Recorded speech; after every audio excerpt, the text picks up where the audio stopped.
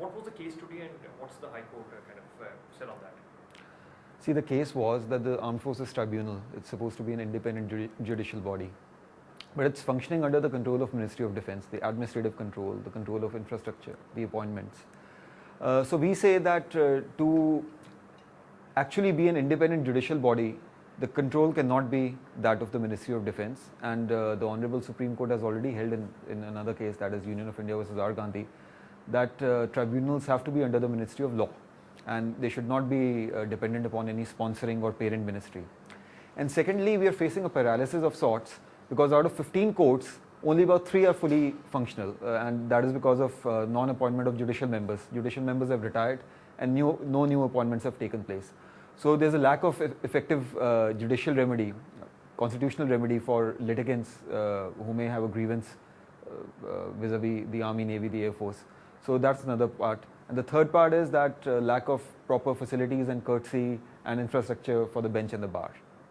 So in terms of the fact that there are supposed to be 15 courts and in reality there are only 3 that are fully functional, does it lead to a pendency of cases pertaining to military matters also? If not pendency, a lack of remedy. Think of a man, for example, who's incarcerated in Chennai or who wants a bail in Chennai. There is just no way out because according to L. Chandra Kumar's case, the tribunal is to be the court of first instance. So that person, he or she cannot approach the Honorable High Court directly. So where does he go? So either he comes to the principal bench. If the principal bench accepts his petition, then he goes back when the judicial member is appointed in Chennai. So rather than being a quick or an inexpensive remedy, it's just the opposite. And where does a person go? I mean, there's no forum to approach in places like South India, places around Mumbai, even to an extent in Chandigarh where only one bench is functional, one court is functional out of 3. And every single order is passed against the Ministry of Defence by the tribunal. And that very ministry happens to be the parent ministry of the tribunal. So it is just like, I mean, it doesn't appear to be an independent body, though it might be on a personal level for the members concerned. We have no such complaints from the members. But to a layman, to the public, it appears more to be an extension of the state rather than an independent adjudicatory judicial body. In terms of legal authority and legal provisions, are there any gaps that also need to be filled vis-a-vis the Armed Forces Tribunal? The Armed Forces Tribunal Act nowhere provides that the tribunal is to function under the Ministry of Defence. It simply says that the central government is going to establish this tribunal. Now, according to the rules of business of the Government of India, administration of justice is the duty of the Ministry of Law. And even the Honourable Supreme Court says the same, as I just informed in Union of India versus R. Gandhi, that to ensure independence, such tribunals cannot be at the mercy of any parent administrative ministry. In terms of the orders that are passed by the AFT, is there a problem in terms of implementation of those? Absolutely there is. There is no power of civil contempt. And the Ministry of Defence says that we are looking into the problem. We plan to bring in the provisions of civil contempt and we are discussing it with the defence services and we are discussing it within the ministry. Now it's from Caesar's to Caesar's wife. It is the Ministry of Defence which is to face the heat of the contempt, and it has been made contingent upon that very ministry to decide whether such provisions need to be incorporated or not. And this was taken off from the drafting table because in the rules there is a mention of civil contempt at many places, but the substantive provision of law is missing from the act.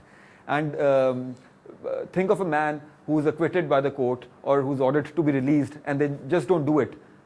Ultimately, the tribunal has no way, no direct means or way to get its orders implemented, which is very sad. As a quick background, there is the provision of the military law and then there is also the civil law in India. Why was the AFT set up in the first place? What was the objective of setting it up? Was it to kind of bypass military law? Was it to give legal recourse to people who were kind of being subjected to military law in terms of kind of trying to create a blend between civil law and military law? No, the latter, yes. It was to provide quick and inexpensive justice to the members of the armed forces because it was felt that a special adjudicatory body is required to maintain a balance between law and the discipline of the forces. They're doing a good job. But unlike the CAT, which comes under one ministry loosely and has to pass orders against more than 200 departments, oblique ministries, oblique councils, oblique bodies, the AFT comes under the Ministry of Defence and has to pass each and every single order against the MOD, which is not correct in the entire scheme of things.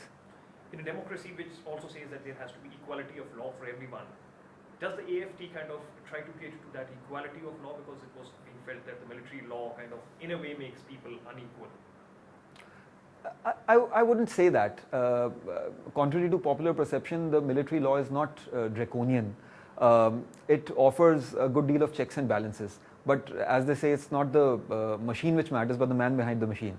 So, per se, the law is not draconian. Yes, there are provisions which need to be configured with modern democratic principles, but things would work out with the march of law.